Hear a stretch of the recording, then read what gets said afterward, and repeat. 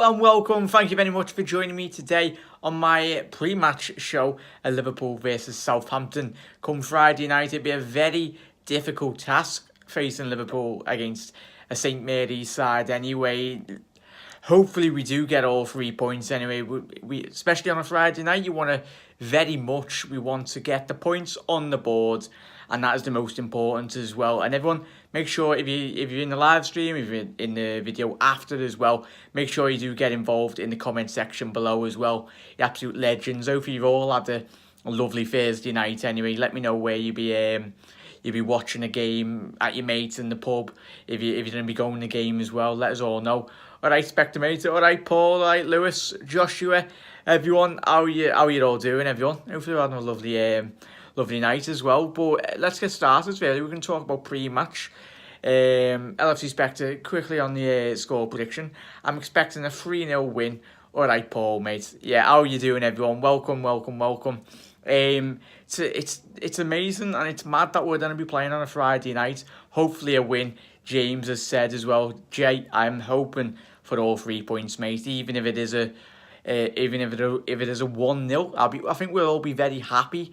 I've got all the stats and everything today in today's episode. I'll try and read them all out as well anyway in today's episode.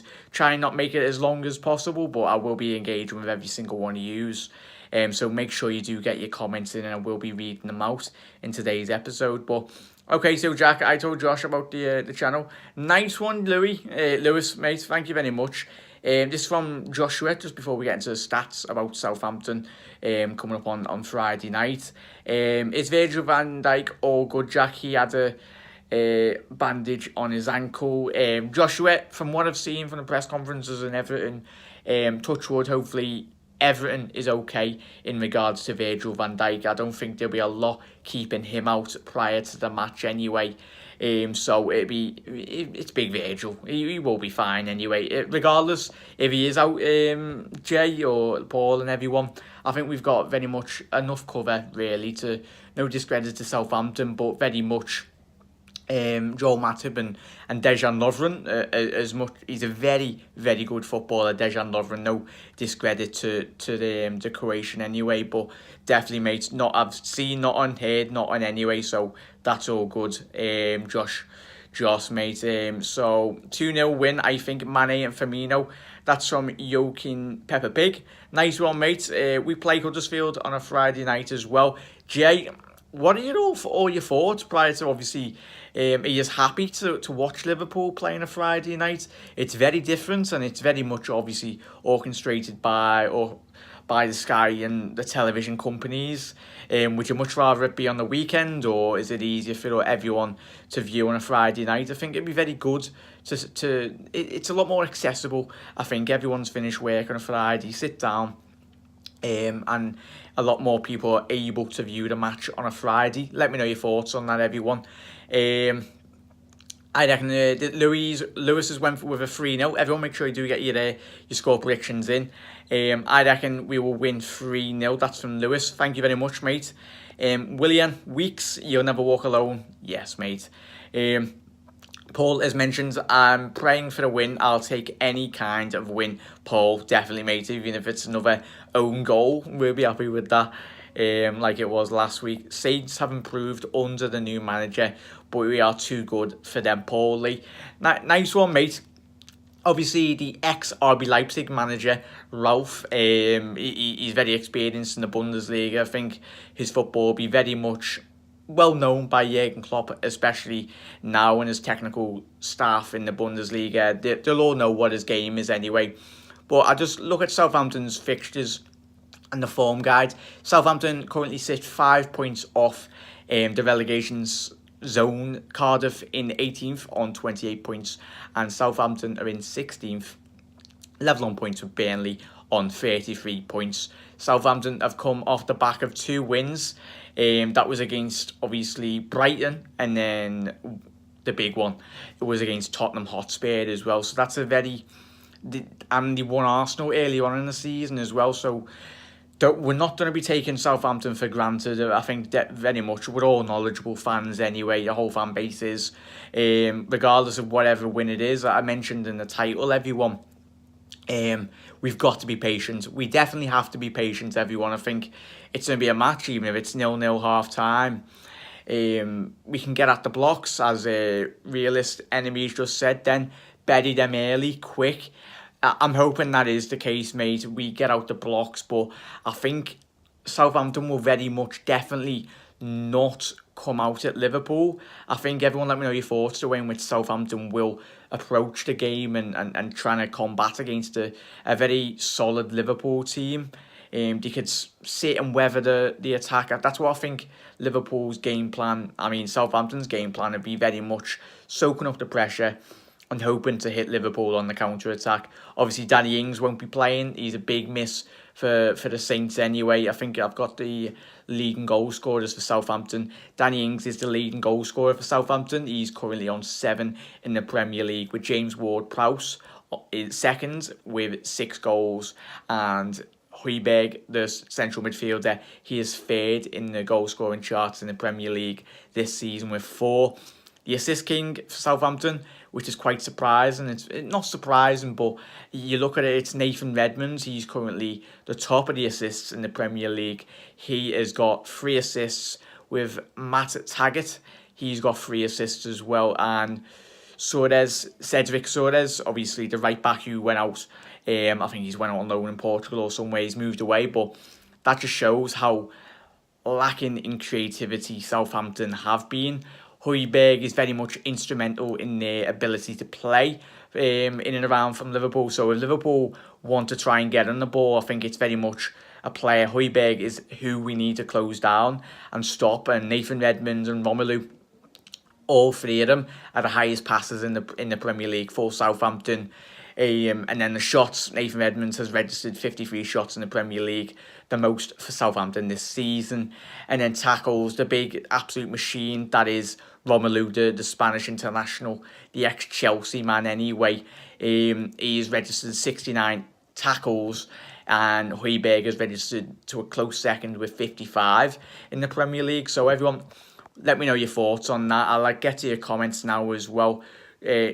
Joshua, I'm a subscriber to all the Liverpool fan channels. LFC Spectre, good lads. Is Fabinho, if Fabinho doesn't start us from Lewis, doesn't start, Klopp has to start talking. Lewis, I think he might be resting him, mate. I think, no discredit to Southampton, but I think he's keeping him very much fully fit for the Champions League, mate. You've seen him play against Bayern, his impact in which he has. Yeah, he did start with Henderson, but Fabinho, there's no. I think he might be nursing an injury, not fully injured, but if there is something in the background, Jurgen Klopp knows a lot more about us in terms of player selection, and there's a reason in why he's picking Fabinho off the bench, and even if he wants to start him, he can. But there's no doubt in the lads that have been starting, whether they get subbed on or off. I'd rather you've got Fabinho. It's refreshing to have Fabinho come on off the bench and do a job, really, everyone. So let me know your thoughts. But Lewis, I'd love Fabinho to start, and I very much do think he will start, mate. Especially against Romelu and Vestergaard, and then is it Bedrech? Apologies if I got that wrong. The Southampton defender as well. They're all very physical. So that's why I see Virgil van Dijk starting and Fabinho starting, because Fabinho is probably one of the tallest Liverpool players in the squad anyway. He's around 6'3", 6'4", Fabinho, so he's a very physical presence. But yeah, let's get to your comments as well. This from Joshua. I feel after Salah's goal/assist against Spurs will now break his goal scoring drought. Joshua, there's no doubt, and definitely, mate, hopefully he bangs in a hat-trick against the Saints. That would be lovely. But there's no doubt in Salah's quality, and we all know, we all watch and live and breathe Liverpool. Let the rest of the Premier League talk about, Salah's a one-season wonder. Whatever.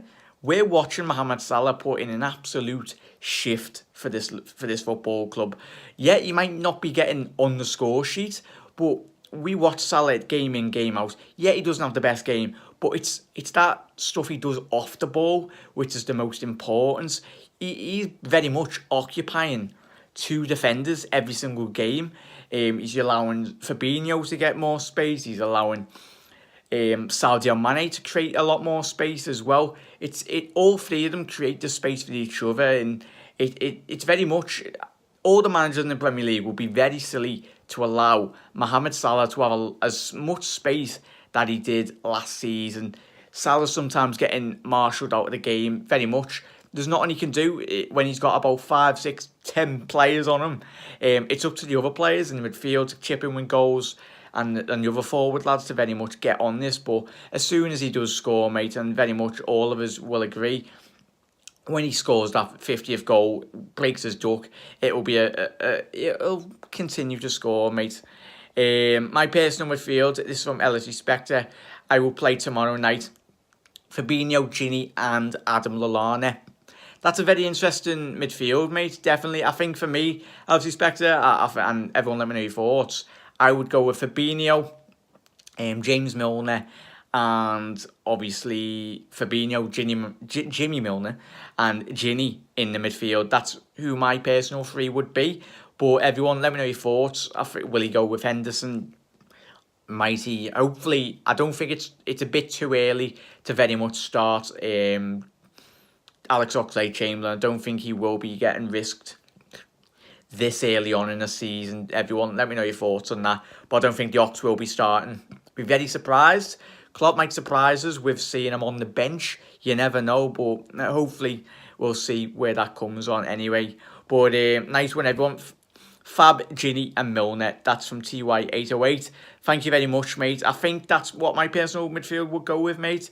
And everyone, let me know your thoughts. But I think that would probably be our most strongest midfield, because you got the defensive stability of obviously Fabinho, and then Gini Wijnaldum. He's very astute defensively, knows what he's gonna do. But I think when you do play Henderson, Fabinho and Gini Wijnaldum, they're all two very similar. You've got the creativity from Gini Wijnaldum, the creativity from Gini and James Milner in the middle of the park. So, and all three of them are very physical, and they are very physical. Gini Wijnaldum always backs his backside into the opposition players.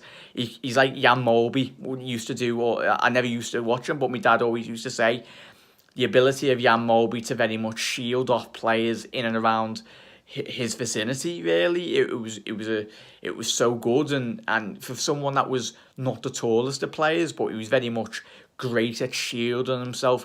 Something the likes of Xavi and Iniesta used to do, but Gini Wijnaldum's very much in the physical side, very similar to them in the way in which he plays his football, shields the ball, but he can just snap and quickly counter-attack, and that's hopefully what we see come Friday night anyway.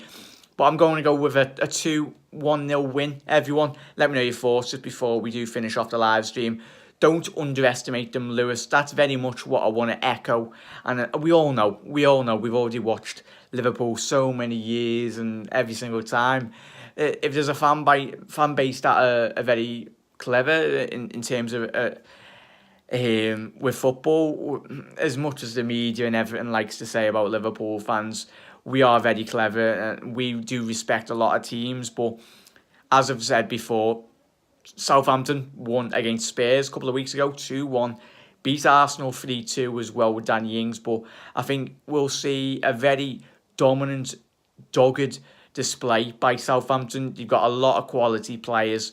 Nathan Redmond. It'd be a shame if they do go down, but it'd be a very exciting game on Friday night, and I think it'd be I hope we do very much counter-attack Southampton. I think we'll hopefully weather the pressure, sit back, allow Southampton to... I think Southampton will try and park the bus at home. They won't come out all gun-ho, so it's very important that we do stay patient, as we've already said, every single one of us in the live stream tonight anyway, but we've got to be patient. That's the most important. If it gets to the 70th minute, still 0-0, we've got to be patient, and that's what we've seen against Spurs, the winning mentality that all these players are very much learning and growing every game. But that goes by, and hopefully come Friday night, we've got 3 points, but we'll find out after our post-match show as well. We can all get involved with anyway, but let's read off the rest of your comments, everyone. Well, thank you so much for getting involved.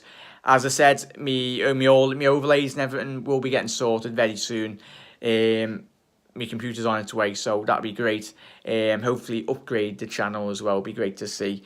And better interaction with all yous, that's what's most important. So apologies that I'm using my phone at the minute. My pre-recorded stuff is all on my camera.